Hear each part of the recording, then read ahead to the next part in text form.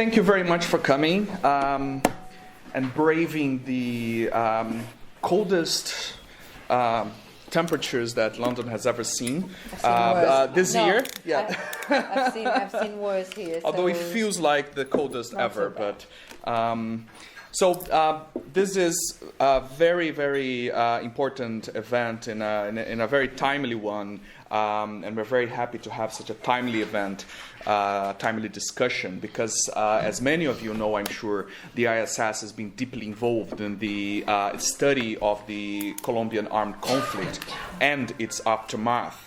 So in 2011, we published a major report called the FARC Files, which was a watershed moment in understanding the regional dynamics underpinning the Colombian conflict. And fast forward to this post-conflict phase, the Security and Development Program, which I am part of, is involved in a research study called a research project called the Post-Conflict City, with support from the Bogota Chamber of Commerce and the Latin American Development Bank, CAF.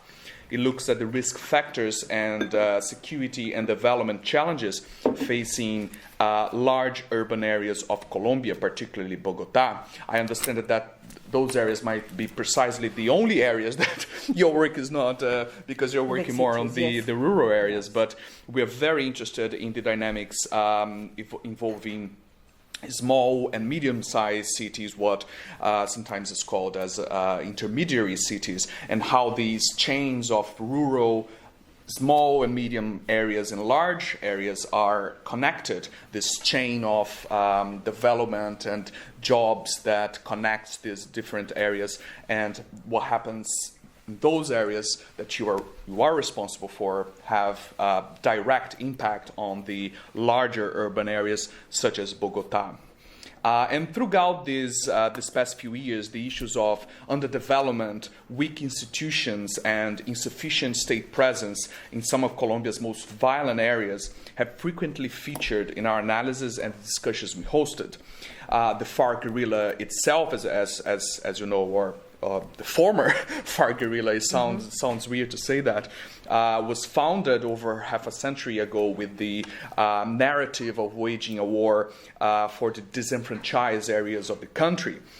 And the centrality of development and state presence has been reflected in many of the points in the peace negotiations in Havana, especially the very first point, which was on rural development. So all of that to say that it's a great pleasure for us to welcome Mariana Escobar, who has the crucial task of facing head-on some of these most long-standing developmental root causes of the internal conflict there. So Mariana Escobar is the General Director of the Colombian Agency for Territorial Renewal, ART. I'm sure Mariana will expand on her role and the role of the ART, but the agency, as I understand, has as one of its core missions the coordination of planning processes, infrastructure, and other socioeconomic development issues with municipal and other sub-regional authorities. She has also held senior positions at the Colombian National Planning Department and the Department for Social Prosperity, among many other roles. So, Mariana, the floor is yours. Mariana will provide some initial remarks to kickstart discussions. She's been, as I understand, this is her fifth appointment with lots of discussions involved. So, we promise to go easy. Well, thank you very much, Antonio, and thank you very much. I really would like to thank the ISS for this space. ISS has been a long-term committed think tank with Colombia. The ISS has been in a long-term involvement with researching and providing extremely useful recommendations to the Colombian government over the years. This is not a new involvement, because we have lots of hope. Thankfully, we have lots of new coming actors surrounding this Colombian effort, but I have to say, in your case, you've been here for a while, which is something we very much appreciate, and hopefully you'll keep walking along with us in this great challenge that is waiting for us to to move and be successful in the implementation process that entails the agreement signed with FARC a year ago. And thank you all for coming. It's been great because I've been moving from one scenario to the next, but all of them have been different, so it's very refreshing. I hope at this time of day I won't be saying like too many silly things. But okay, yeah, let's move on. I really would like to have a conversation with you rather than having a very long presentation full of data and stuff. So I'll try to be as brief as possible, but as comprehensive as possible in order to start a conversation, because I suppose there must be like many questions, remarks, and so on. So the first thing I'd like to address here today is that the peace effort in Colombia is not a new thing. We have been, I think, all our Republican life has been mostly we've been sunk in war. Over the last 200 years, Colombia has been a succession of civil wars related to partisan issues. I mean, there have been like different stages of war, and the last one is a 50-year war, like the classic state guerrilla warfare, but with other actors involved, mostly from the 1980s, and this is basically related to drug trafficking, the blossoming of drug trafficking cartels, and we have gone through from the Pablo Escobar kind of great mega cartel to smaller cartels, and the diversifying of the drug trafficking industry throughout Latin America, and the widespread of the cocaine markets from Latin America to China, passing through Europe, Western Africa, and so on. And drug trafficking has importantly fueled the internal conflict and made it at some point unbearably complex and almost to the verge of becoming unsustainable. Colombia in the late 90s was at the verge of collapsing. And many scholars warned that Colombia was going to fail. And sometimes we think that miraculously, but I think so many factors came at play that drove us from this pre-collapse, pre-failure state, and Colombia could recover extraordinarily from that, but it has taken a great deal of effort to get where we're standing now. So in this last stage of war, which has lasted 50 years, in the last 25 years, successive Colombian governments have undertaken peace processes. I think Colombia has been a country that hasn't stopped seeking peace.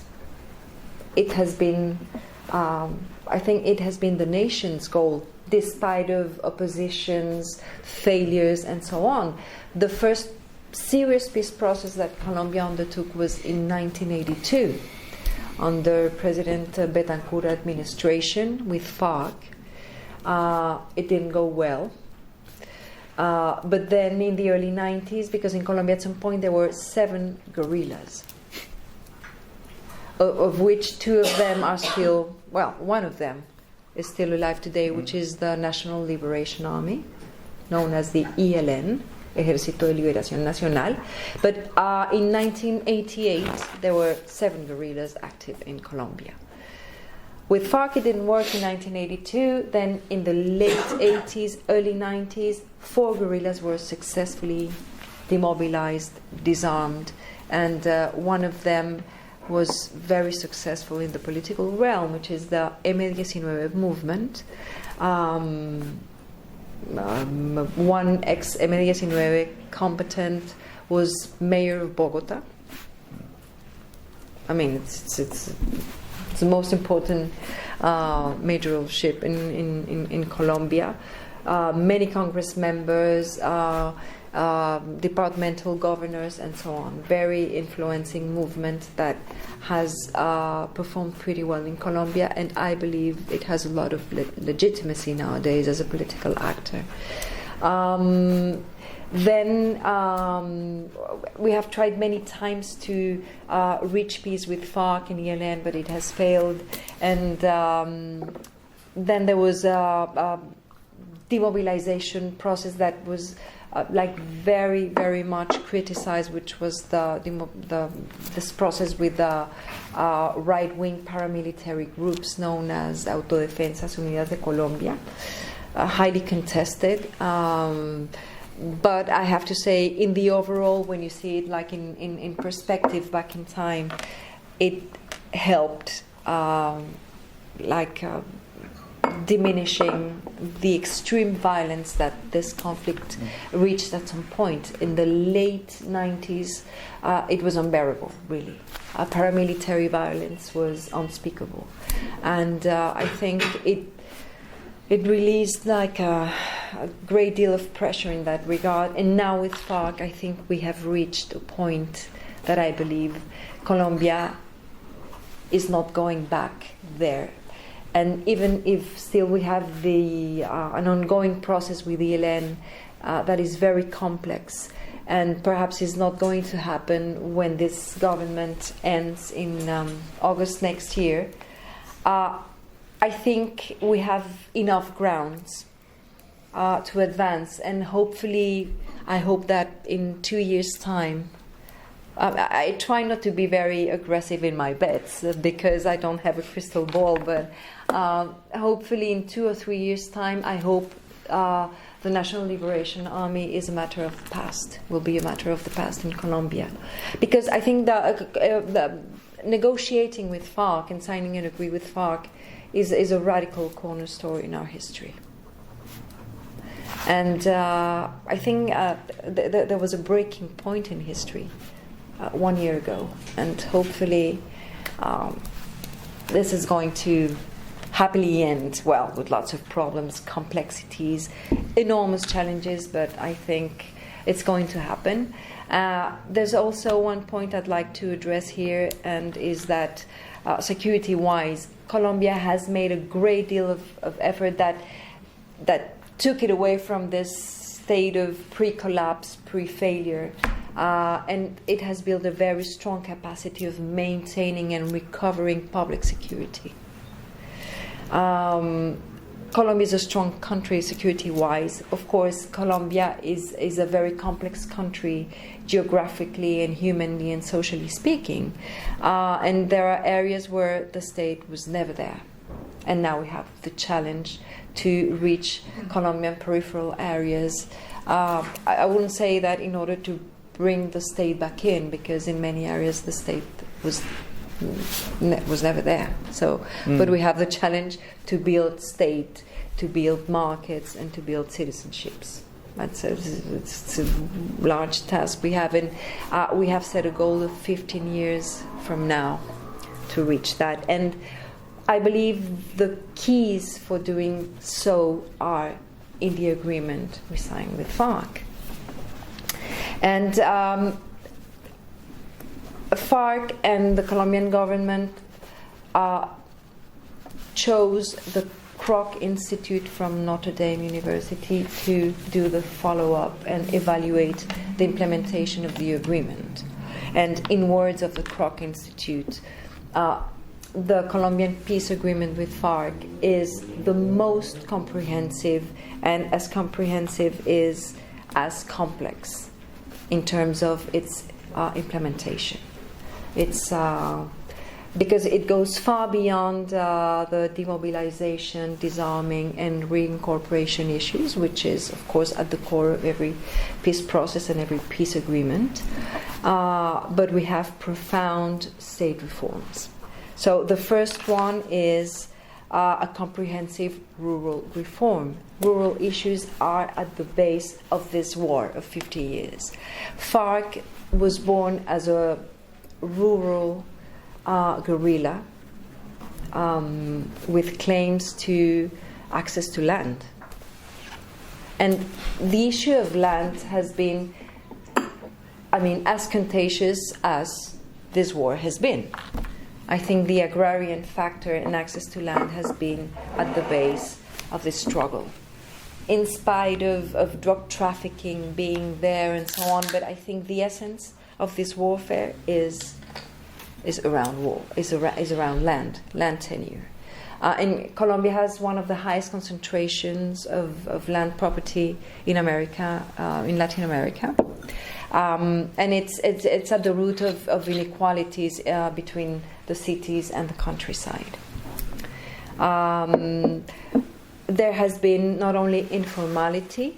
I think 80% of peasant population don't have a title on their lands. They have occupied these lands informally, but this informality has led these populations to become highly unstable and vulnerable to land snatching. In Colombia, we have registered 8 million victims of the internal conflict so far, of which 6 million have been displaced from the countryside. And almost 80% of these victims that were displaced were dispossessed during the war, either by paramilitary groups, right-wing paramilitary groups, as sort of weapons from big landowners in these regions, as well as by FARC. There are other people who had never had access to land. So we have to formalize titles, we have to provide access to land for those who don't have access to land, and also we have to restitute land to those who lost their land or this land was snatched during the conflict. So that's one of the biggest challenges we have in Colombia. So the comprehensive rural reform has access to land it's in the heart of that pillar, but also it has to do with delivering public goods in a massive manner in these areas. There's no road infrastructure. There's no access to drinkable water. There's no sanitation. The health and education infrastructure is poor or inexistent. Not to speak about the quality of health and education, which is practically none, if any, if there is. Housing is one of the most precarious variable in the rural equation, so to speak. The conditions of inhabit conditions are very, very, very, very bad. No electricity. No access to credit, mostly because people don't have titles over the land, so they have no guarantees to go to the financial sector and get special credits to promote. And that has had a great impact on the blooming of the coca development, the coca economy developing in these peripheral areas. Colombia has nowadays 145,000 hectares of coca crops. That, of course, has an industrial end and a criminal end, of course. There's the agricultural end of peasants who don't have any other opportunity other than growing coca.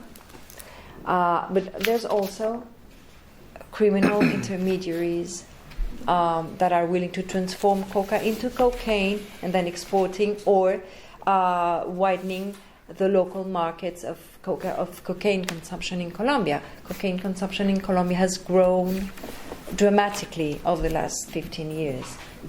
So we have several issues surrounding that. So the discussion of the comprehensive rural reform goes through the issue of coca substitution. We have to put an end to coca substitution, but of course this is linked to a wider discussion that is located basically in the international realm. We believe Colombia itself can't really deal with that. We've been struggling with that. Drug trafficking has made Colombia for a long time like a tremendous bloodshed, mostly in the 80s, the 90s, and the early 2000s. We have the cost in terms of human lives, environmental impacts, dispossession, the informality of the countryside, the criminality of the countryside is all linked to that. And I think it's the time to put an end. But of course, I think it would be very important to complement the efforts Colombia has been making over the last 25 years with more international support, which of course we have. But I think this issue demands for a larger discussion, and hopefully it has drawbacks and it goes forward and then it comes back, because of course this is of course related to, for instance, United States policies that have recently changed, of course. So, but I think we are walking in the right direction. But definitely we have the challenge to put an end to this. We have another issue, which is the issue of participation, political participation. Colombia is the most stable democracy in Latin America. We only had 4 years of a very short, fortunately, dictatorship in the mid-50s that put an end to another civil war that preceded this one.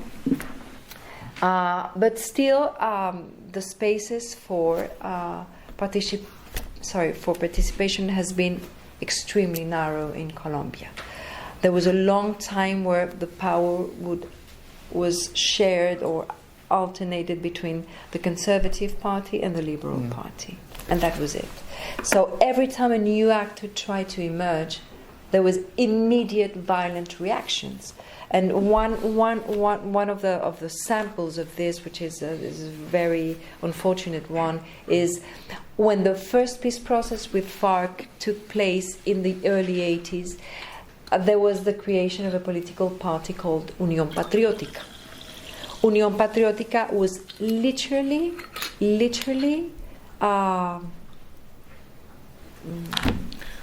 political arm of no, but it was exterminated. Okay. Literally exterminated in 10 years or 15 years. So for the left in Colombia, became very complex to politically participate, and I think in Colombia the left has had like very interesting and strong holds in many areas, and it has had a political weight, indeed, fortunately. But then came the extermination of Unión Patriótica, and that was a crisis in Colombia. And now that FARC has become a political party. Well, they have a great fear of what if this happens again. So we have a red light there that we have to take very, very good care of protecting the integrity of the politics of FARC, because they signed this agreement mainly in order to change guns for words. Right? Guns for politics. So we have to guarantee that right. So that's very important. So the point about participation is very important, because it's opening new channels for social organizations, for the victims of the internal conflict, and for FARC to participate in the political life, and widening these spaces. We have the issue of drugs, which I already mentioned. Which entails not only transforming the agricultural end, but also being very strong in terms of law enforcement against the criminal activity related to it. We also have to move very, very, very quickly and very robustly in repairing the victims of the internal conflict. As I said, we have 8 million victims in the National Register. We enacted a law in 2012 for repairing victims, and it's been a very rocky road, but there we go. But now that we signed with FARC, we have to progress in that sense, because if this country, if Colombia is going to look to build peace and reconcile, we need to repair victims. We need to provide justice. We need to provide guarantees of non-repetition and so on. We also have the challenge of reincorporating men and women from FARC. And it goes beyond guaranteeing political rights. For the regular ex-combatants from FARC, FARC made a bet of making a collective reincorporation process, which is very complex, but I think it's a road we have to follow, because in the past, and I believe in most peace processes, when it comes to reincorporating ex-combatants, the reincorporation paths are individual, mainly. So individuals who once belonged to an armed group receive something closer to a salary, subsidies for studying, subsidies for starting a business, etc. In this case, FARC chose to make this path like in a collective way, but collective entails size. And everything's larger and everything's more difficult. Perhaps it might have a larger impact. We don't know. So it seems they are organizing under this large cooperative umbrella called Ecomun. And under this cooperative umbrella, they're looking forward to starting forestry businesses, agricultural businesses, like large-scale ones. There's even a demining NGO they're creating. I think FARC contributed enormously to planting anti-personnel mines in Colombia. Colombia is the second country with more landmines on earth.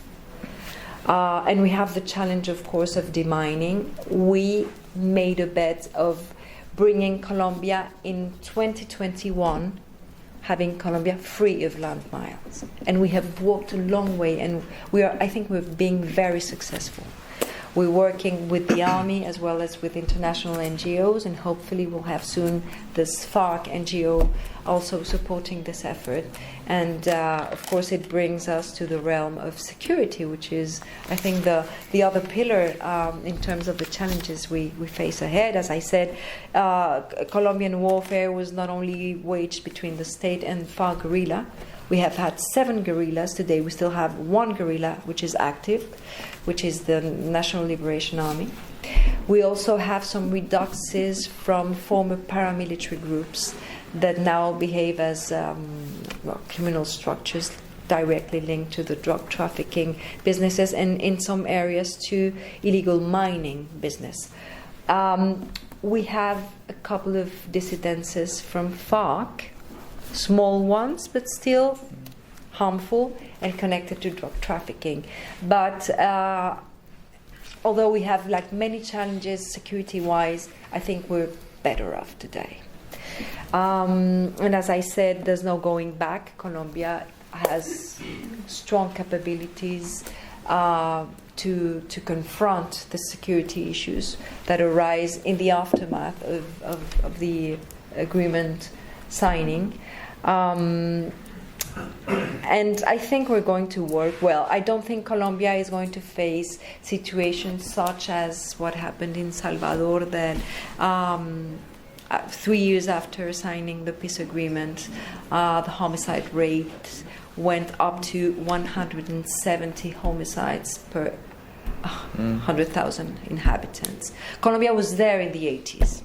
In 1985, 1987, or perhaps in the early 90s, Colombia had that type of homicide rates. Medellin, for instance, the capital of Antioquia, had that homicide rate long ago. But I think, I don't mean to sound like, okay, yeah, we have checked that. Of course it could come back, but I believe in the conditions we are, it's not going to happen again. But we have to be very careful because that step from the countryside to cities of demobilized people is a risky factor. But I believe this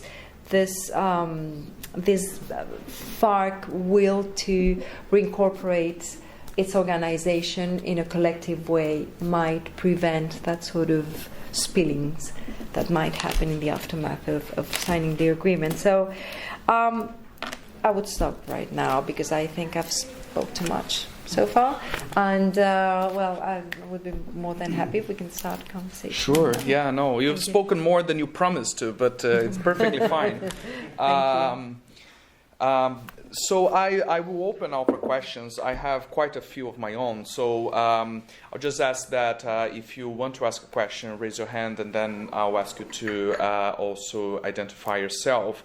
But I wanted to start with the security side of things, because that's particularly important for our, first for the Institute and for the Security and Development Program, in which we try to identify these linkages between the socioeconomic development efforts and the security efforts. So I wanted to know from you what sort of linkage or cooperation you have with what we could call the security sector of Colombia. So, for instance, when you work on the rural areas or small and medium cities, and the way that the police works has an impact on what you do, because it's the police many times represent the state, and the army sometimes, when it's present, also represents the state. And if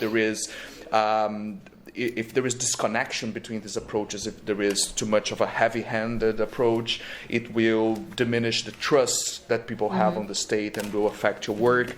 The way that illegal mining is tackled, we know very well how controversial the eradication question can be. Colombia moved from an approach of forced eradication towards a more negotiated eradication. And the security forces have a role to play, because many times communities are even forced to plant coca because of illicit groups, armed groups, be them political or criminal. So I wanted to know from you how much cooperation and interaction you have, how connected you think the security and development efforts are, and perhaps on your day-to-day activities, or how you envision it to be. So let's start with this question, and then we'll see if we have more. Okay, great. Yes. Are you? Anyone else wants? Yeah. Okay, so we have quite a few. So let's have a round then. 2 more questions. I think those 2 gentlemen caught my eye first, but I know that there's another one there. My name's Rupesh Madlani from GSCN. We're an emerging markets investor. So I've got an easy question. If you had to give a score for the average security and risk for the last 2 decades, what would that score be out of 10? Say, that's an easy one. 0 being really low risk and 10 being really high risk. And then if you had to assign a score for the next 10 years, what would that be? So basically, her do your job for you, right? Okay, last 10 years and next 10 years. That's the last 2 decades and going out for the next decade. Oh dear. Okay, that's the easy one. So give me your difficult one. Do you have another one? You have time. Single one. You okay. have time to think. One more there, and then. Hi. Thank you very much. First of all, I'm Conrad Petritis from the Increment Group, and more or less the same business as the gentleman right here. I thoroughly enjoyed your talk. However, I feel, and please correct me if I'm wrong, you're more or less underestimating the impact your neighbors, i.e. Venezuela, might have inside the peace process. My question is that, is Venezuela a factor that could derail peace process in Norte Santander, in Vichada, and especially in border Okay. Thank you very much. Okay, you can answer those in the order you want, and then we'll go for another round. Okay, great. I'll start with the last one, Venezuela. Well, Venezuela is a highly contentious matter because it's a reality. It's not imaginary. And Venezuela along its border has always had an impact in Colombia. It's been a very complex relationship, binational relationship, and has affected the life in the border area. There is one of the most important cities in Colombia located right along the Venezuelan border, which is Cúcuta. And also there's a great belt of land, a very huge one, which is basically like no man's land, Comanche territory, so to speak, like a heavy warfare. One of the largest parts of coca agriculture and so on. Of course, Venezuela has been a risky factor because first that border has been very complex. It's very difficult to watch. So it has become one of the main drug trafficking routes for Colombia. And there's also a factor is that gasoline fuel is used for processing coca into cocaine. Fuel is free in Venezuela, almost free. So it crosses the border and makes cocaine production much, much cheaper. And there's also traffic of fuel along the border because it's a highly unregulated border. It's very complex. So this is one of the places where the state has to become stronger, and it's a task it's going to take a while. It's very difficult, but we have to overcome these factors. And I think if we could combine all these 5 factors, I think we're going to get there. But it's one of the main challenges when you think about Colombia in terms of territorial distribution. I think the greatest challenge is Venezuela.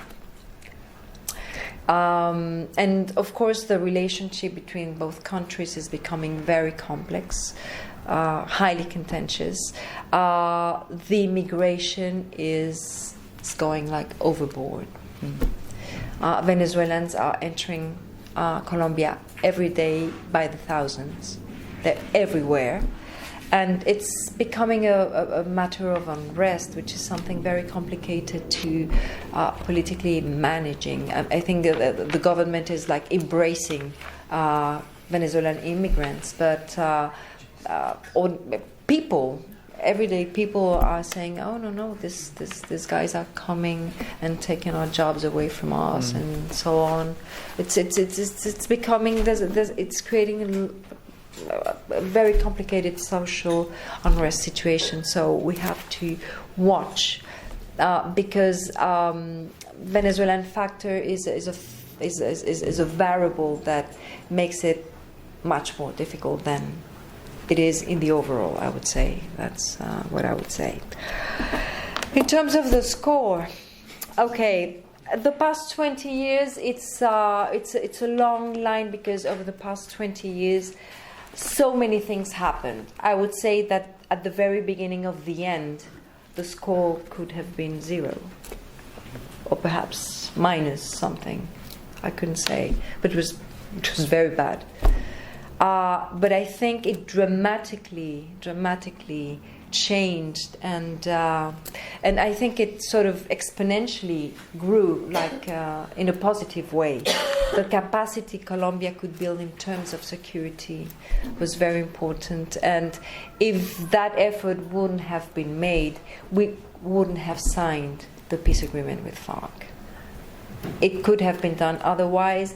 This couldn't have been signed before that. There's no other point in history where this could have been done, because other efforts were required, and mainly the security effort. And I think we're standing in a very good point. I think, of course, the aftermath of a peace agreement, of the signing of a peace agreement, brings security unrest. As I said, Colombia today has the lowest homicide rate in the last 40 years, which is extraordinary. Extraordinary. But there is this conjuncture in which social leaders and some ex-FARC members have been assassinated over the last year. And it's a matter of deep concern for the government, and it's the international community is very, very much concerned about that. And we have to stop that. We have to guarantee the right to participating, both for FARC and for social organizations. But kidnappings are at the verge of nothing, really. So what you would find is the odd, simple kidnapping of something urban there, but no guerrillas involved in kidnapping. For instance, now we have a ceasefire with ELN guerrilla in Colombia, which is very good. It's going to last until early January. Hopefully we can extend it even further. We don't know how long.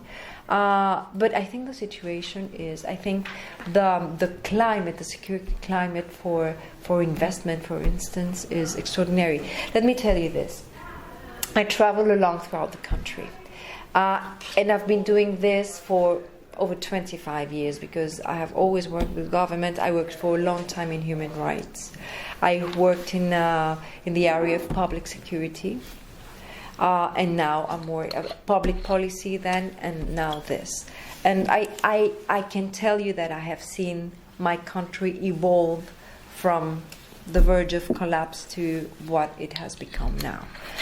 And we went with President Santos, we went to a department called Caquetá in southern Colombia, one of the most affected places of war, one of the classic strongholds of FARC. And they told us, this is the first time in 50 years we're going to have a happy Christmas. Wow. I think it's, you know, it's very eloquent. And it's like a transgenerational concern. It's like our grandparents couldn't do it. Our parents couldn't either. And now, this is perhaps the first time we're going to celebrate outside in the streets, not in fear of having some flying object that is going to blow us, like some gas stuff. And because that's the way things happen. People couldn't even do that. People can travel in roads at nighttime. They can do that. They couldn't do that before. It's a serious thing. So I think it provides the kind of it's like a, how do you say, thermometer, like a thermometer of what's happening. So I think it's important to see that because there's evidence. So it's important. And for the next 10 years, I think we're going to, in spite of this conjuncture in the aftermath, but I think it's going to work, and we have the capacity to confront these issues of security that are complex. But I think we know how to deal with that. Of course, we're not going to bring it to zero. There's nothing such as that possible, but I think we have the capacity to manage it. So I would say the score from 0 to 10, you said, I think it's going to gravitate around, I don't know, 7, 8, something like that, which I think it's very good for Colombia, no? And I hope it gets increasingly better, but yes. And then also security-wise, I think the role, how is the Ministry of Defense, Armed Forces, National Police, and so on, in this scenario. I think the defense sector has taken really seriously rethinking the sector for what was coming in case this agreement was signed. The other day, someone told me a nice story about the secretary to the Minister of Defense.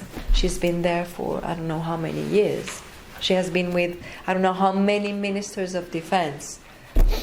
And and she said, like, this is unbelievable. This is the best phase we've ever had. It's been a year now since there are not a single news from FARC. Over the last 50 years, every day, the first thing a Minister of Defense would do once he got to office was, what happened with FARC today? What happened with FARC last night? How many dead people? How many combats? How many... No news from FARC. That's a great relief. So the armed forces and the national police underwent a process of 2 years of rethinking, because the size of the Colombian army is quite considerable. It's the largest army in Latin America, but it's also the strongest, I believe, the highly trained, perhaps better equipped army in the world. Our national police has dealt with criminality of all forms and shapes, drug traffickers, human traffickers, you name it. We went through terrorist times. I mean, we've been through so many things. And I think the defense sector is absolutely willing to, of course, maintain security, prevent criminal acts, but also serve as an instrument for peace building. Not only in Colombia, but also elsewhere. I mean, we have the capacity of peace building operations elsewhere. So it's great, because I believe that our armed forces are in line with what's going on in Colombia. They're not somewhere else. They're there. And of course they have great challenges, but I think they're there.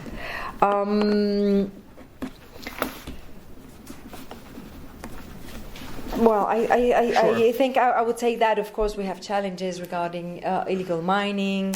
We have the issues that we also, besides promoting voluntary substitution of coca crops, armed forces has to also provide the support in forcibly eradicating some. I mean, because not all coca cultivations or crops belong to small farmers. There are also industrial crops. And I think we have to make a larger effort there with the forcible end of the spectrum. So, okay. So the gentleman over there had the... Yeah. Sorry, my name is Archibald. I'm a member of ICCN. Basically, from your presentation, it appears that President Santos has done a very good job in terms of initiating a process where he's been able to bring about some level of peace, I should say so. But in relation to the regional context, like for instance, the drug trafficking and heroin, which is also now beginning to become a problem, coming from North Colombia, but from Latin America. Are you saying that in the foreseeable future, because from what is happening, from what you're saying, it appears that the economy is good, so it's making people a bit more comfortable in terms of what is going on. Are your institutions so robust enough to address any changes in the economy, which will create a means to address, should there be a case where people will, the system will go back, where people will assume the position where FARC used to be by exporting drugs, or maybe drug trafficking to make ends meet or to make money in Colombia? Excuse me, but I didn't understand. No. Your question is if institutions are strong enough. Like, for instance, the economy is strong enough to... At the moment, the economy is good. So from what is happening, it looks like the peace process is within a context where the economy is a bit robust. So there's a level of understanding going on. But are the institutions so robust that in the foreseeable future, for instance, if there should be a recession, if there should be a hardship in the economy, okay, are you saying that there will not be people, elements, willing to take up some of these places where FARC has just left to make profit? Sure. Okay. So the back there, yeah, you. I cannot see you, so I'm going to stand up. Yes, Okay, please. thank you. So I'm Beatriz Quintero. I'm Colombian. I just finished my master's. I don't mean to sound negative. I'm Colombian. I want peace for my country, but many Colombians were very worried, and in Colombia, the same optimism that we felt 1 year ago when we signed the peace deal is not the same that we have now.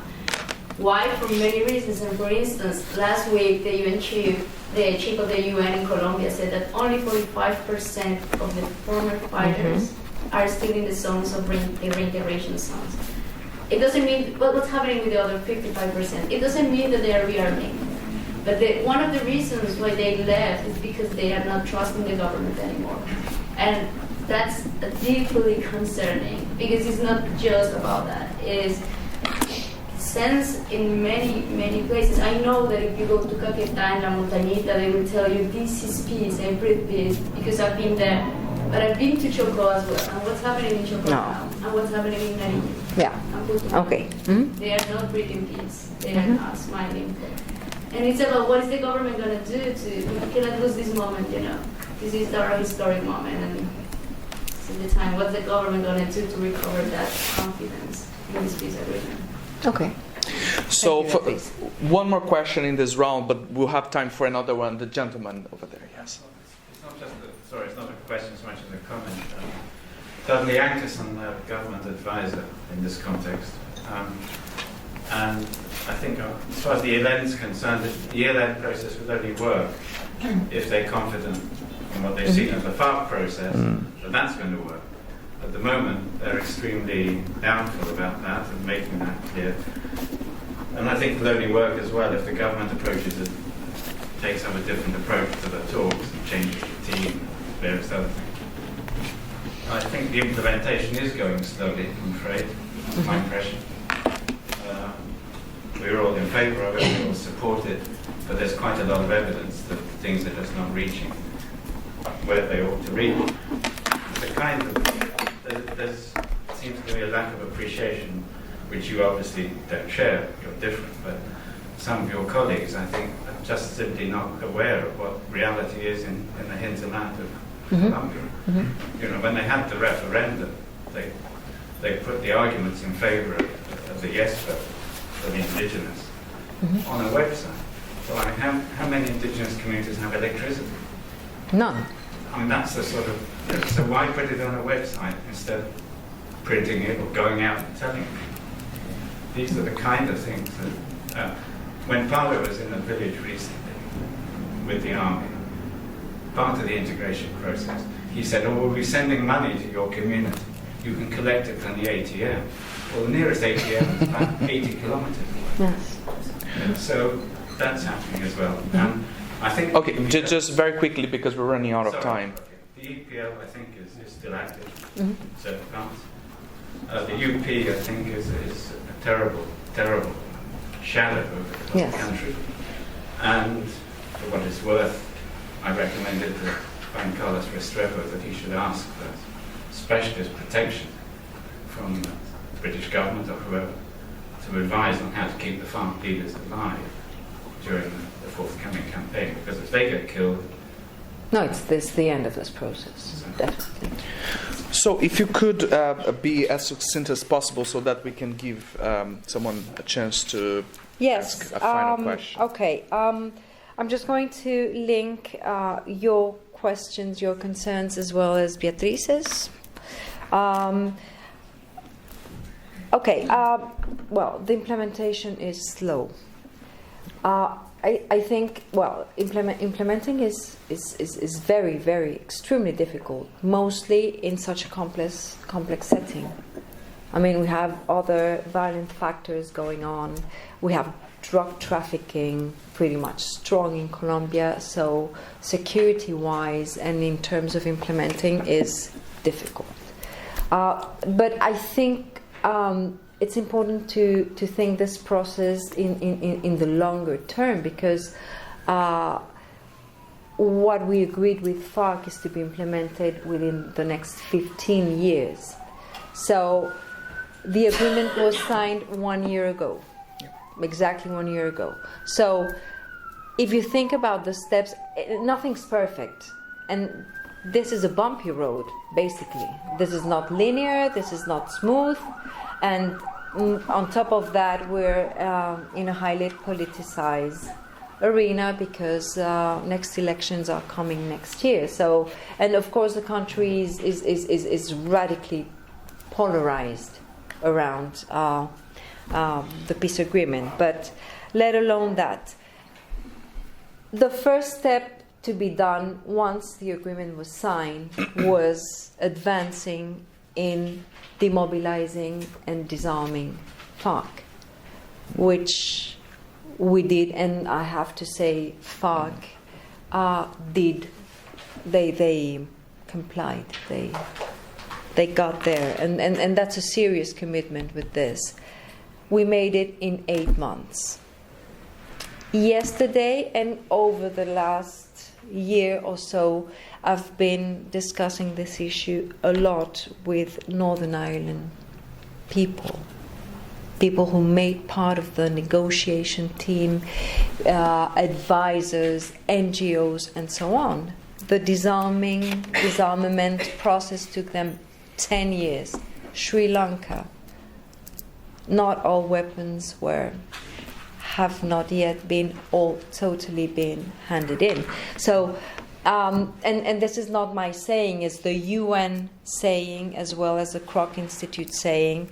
The DD part of the whole DDR process was made in a record time, and it was seriously made because FARC was fully committed to it.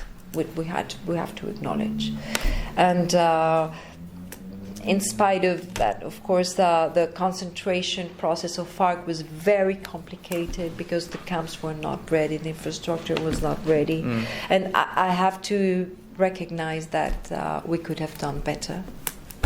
Because you have to recognize critically what was wrong and what is better than other things. I think that part went pretty well. FARC handed in average, more weapons per man-at-arms than in any other armed conflict, which is very good. And they handed it serious weaponry. This is not like... I forgot the name again. What you use for shooting birds with rubber. Slings. Well, they did hand in slings. Something that happened when Autodefensas Unidas de Colombia, the paramilitary groups, demobilized. Things like that happened. So this part was very important. Now, of course, the reintegration process is not going to be done overnight, mostly because it's not going to be done individually, which might be the easier path to follow. It's a collective thing, and it's going to take longer. And in this point, I'm going to connect to your question. With all due respect, I think the UN report just concluded too soon what was going on in these concentration areas. I think there are two factors. Of course, it has not been perfect. But first, I think for the first time, people from FARC are free to leave and free to come back. That's something you have to bear in mind, because when they were at arms, they were not allowed to leave the camps. I mean, there was death penalty for those who deserted. Now they don't desert anymore. They have to right to move. And many of them have gone to meet their family circles. Not all FARC members want to demobilize in a collective fashion, because they have the option of demobilizing individually. So I think it's too soon to tell, 2 months after the disarming and demobilization process closed, 2 months after say, okay, many people have left the concentration points, so this is a failure. I don't agree, very respectful. Of course, there are people who have, in the process of change, what we call the change of bracelets. Some people have moved to ELN lines, but it's marginal. Some people have joined FARC dissidences, but it's also marginal, because FARC dissidences are no more than 100 men at arms.